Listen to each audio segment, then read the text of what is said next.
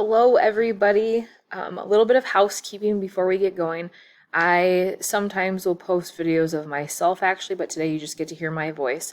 So here is chapter 7. We're talking about autism spectrum disorder. So a little bit of housekeeping. Monday, that's a little bit what we went over. Today, obviously, is Wednesday. We're going to look at chapter 7, which is the autism spectrum disorder and students who have that diagnosis. And then Friday, we're going to dive into a little bit of discussion on communication disorders. Some of the videos will be short, some of them will be a little bit longer, but I do ask that you click through these slides. I'm going to go through and just give you a brief overview. On each slide, there are different things that you can click on. So when you go, you'll see that this next one just gives you a little bit of, it still says Mindset Monday. Really think about today and where we are and where we're going. I'm hoping that we will be back in class on the 6th of April. But what class will look like is a little bit different than what I had envisioned and what I would like. But you know what? We're going to make the best of it and keep rocking. On this page is the simulation. And if you go and you click right here, this will take you to a video. And I do want to caution any of you that may have some health concerns. Please be prepared. It's a simulation video to show you a little bit about what it is like to have autism. I'm going to give you a little bit of time now to go in and do that. So I would pause this, click on that, open it up into a different web page, watch it, and then we'll go on to the next slide. Going on to the next slide, Carly, who is the character portrayed in the video, is the student who has autism. And what's really cool about that video is that it is based on real life. Fleischman, I believe, is how you pronounce that guy's last name, but his daughter is Carly, and he wrote a book. And it's really cool. And that coffee shop cafe is a little bit of a snippet of what the book is about. And what's really funny is that Carly talks a lot about how the book is very portrayed in a way that is very similar to what it feels like. And sometimes people who have disabilities, they have these simulations that are created and they say that that's what it's like, and really it's not. And that really irritates people who have these disabilities more than anything. And so Carly saying that this is great, it's not perfect, but that you do get the sense of how overwhelming it is wonderful. So, she talks a little bit about how the senses cross and smells block hearing, taste blocks touch, and they get convoluted for her. And that's really hard to portray in a video. But overall, that simulation is very well done on what it's like to truly be autistic and have autism. When you look at students within your classroom setting in the future, we really have to see, and seeing will help you as an educator see differently. When you're looking at them, students who have autism can be anywhere on the spectrum, and I always joke that all of us are on there, and I will be posting a few different resources for you to see the different tools that are used to diagnose students with autism. Just because a student has a diagnosis of autism does not necessarily mean that they need to be on an IEP. I had a coworker who was actually my assistant volleyball coach in Pipestone, whose son is now at SDSU, but he has autism.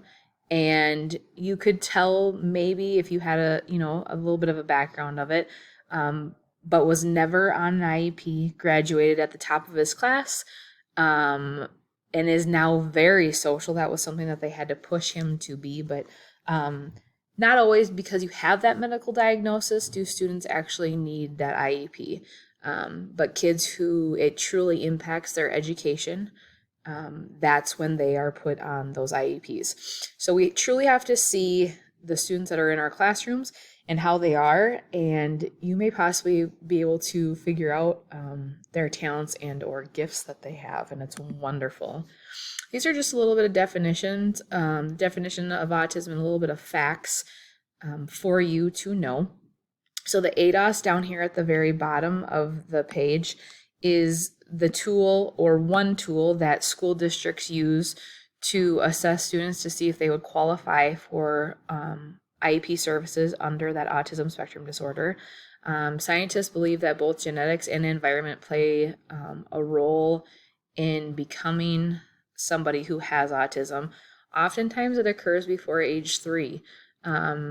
Generally, pediatricians are able to have a little bit of background and can see different characteristics in students before they turn age 3.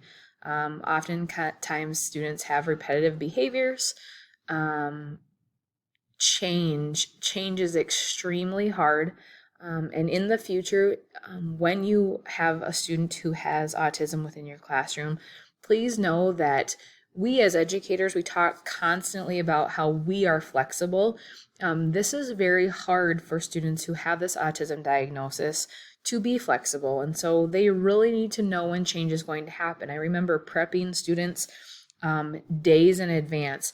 Hey, in 2 days or in 2 sleeps, however the student would understand, we are going to have a fire drill, and it's going to be loud, and we're going to have your headphones out, and you truly had to prep them. You also have to have in the back of your mind a way to help them figure out when schedules change. Sometimes lyceums happen. Sometimes you get told the morning of, hey, there's a guest speaker coming in. I would like all 3rd graders to be down in the gym, so on and so forth. And you really have to figure out a way to make sure that these students are aware of the time change or the schedule change. What normally happens on a Wednesday might not be happening on this Wednesday, and they just need to know that. Another characteristic of students who have autism, they could have explosive put those 2 words together. Explosive temper tantrums. They might like certain foods. They might despise certain foods. And generally in class now, I would ask you if you've ever heard of anything that is a food preference. And some of you might be thinking, well, some kids like to chew on pencils. Some kids like to eat soap.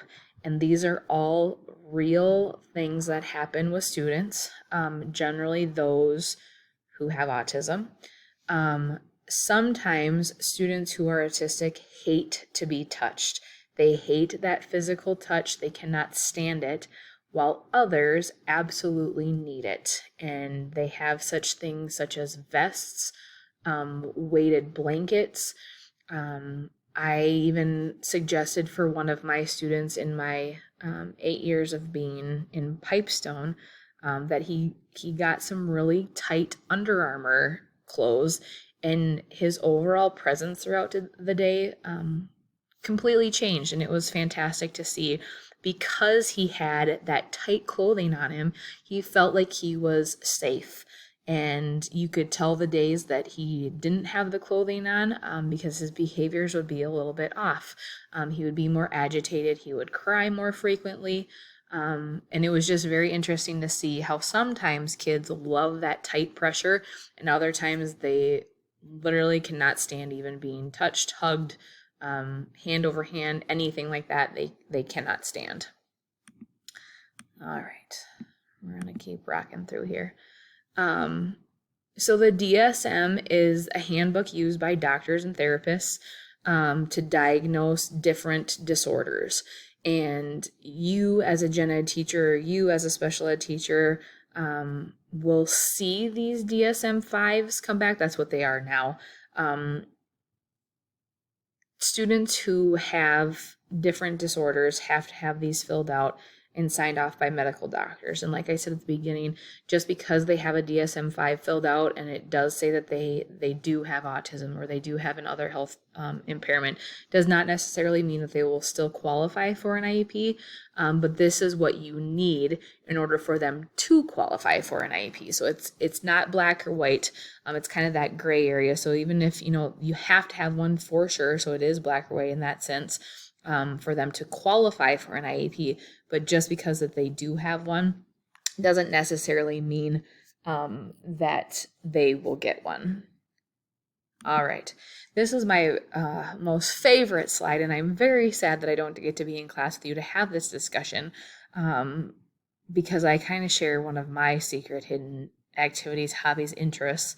But just when you're thinking about working with students with autism, oftentimes they hyper focus on one thing. So, what I like to do in class is I like to ask, think just for a moment now while I'm talking, because I can't ask you and have you share out. But is there an activity or something that you really truly love, you have passion for, that is so fascinating to you, you could spend hours on it and not even realize that you've been on for hours? Just think about that for a moment. Okay, now you've thought about what you have this fascination for. Now, I know you kind of know me, and I'm very sad that you don't get to know me a little bit even more, but I do have something that I am fascinated with, and it is something called Pinterest.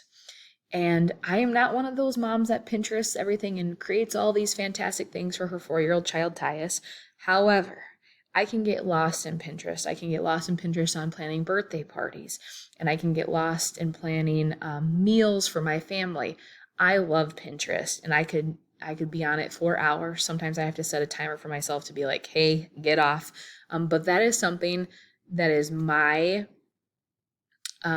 personal fascination with, is Pinterest.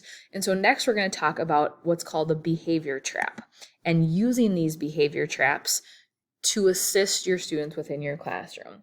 So what you're going to do is you are going to turn to pages 226 and 227 within your book, and you will see it is titled A Teaching and Learning Behavior Traps, Turning Obsessions into Motivational Gold. I would like you to read what behavior traps are, and then there are 8 different steps within your book that show you how you can use these behavior traps within your own classroom setting with students. So what you're going to do is you are going to select one curriculum area for Monique's behavior trap planning sheet. So you will see the planning sheet down at the bottom of page 227. It's figure 7.1. And there's a curriculum area. So there's reading comprehension, math application, science classification, social studies, and social interaction. So you're going to choose one of those areas, and then you're going to look at how they set the trap and then what they did once she was inside the trap. And I'm going to ask you to think of an additional activity she could do once she was inside of that trap. Be creative. I want you to think about this independently. And then I'm going to ask that you call somebody or FaceTime with them, or use Google Duo, etc., and find somebody in our class and tell them what curriculum area you chose and what extra additional activity that Monique could possibly do once she was in that behavior trap. On Wednesday, which is today, sorry, I'm doing this ahead of time, so I'm speaking in the future.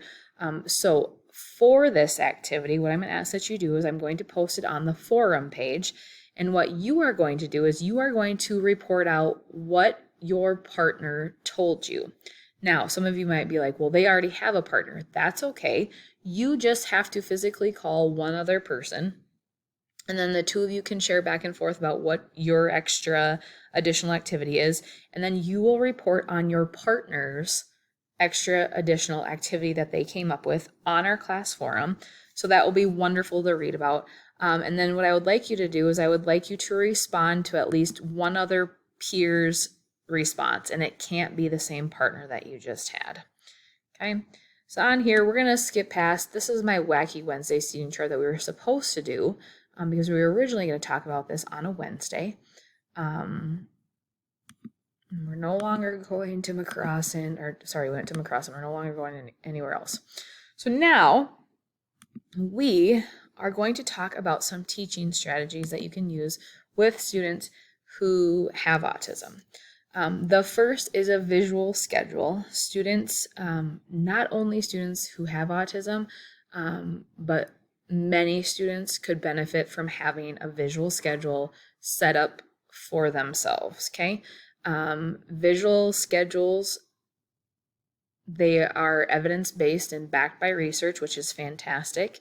There are many and multiple transitions throughout the days that happen, and so it helps kids prepare, right? So our students who have autism love schedules, and these are very helpful for them in their transition process, and it allows for the student to feel independent.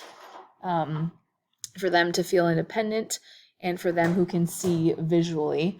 And also it can help them with sight words. Okay, just a second. Sorry, Tyus was talking to me. But visual schedules are wonderful. So what I would like you to do, because in class we would generally do this, is you would create a weekly visual schedule for myself. And on here you'll see the word called PECs. And PECs are picture-based symbols that are used. Some school districts have them all cut out, some do not.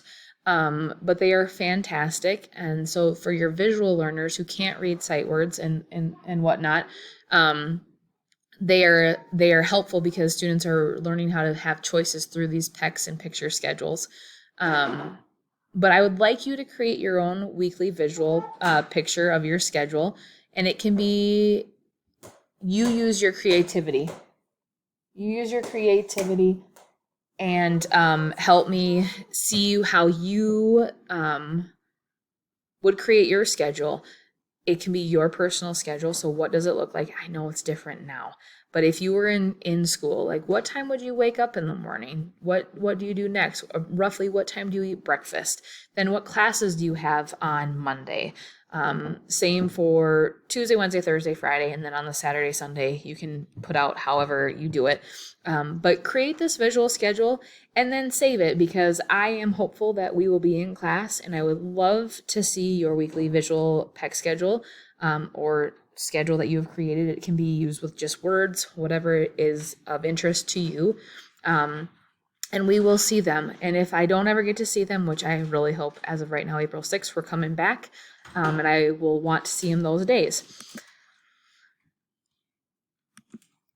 All right, I'm going to stop right there for just a second because Tyus needs me for a moment, and then I will pick back up and post another video. So hang on.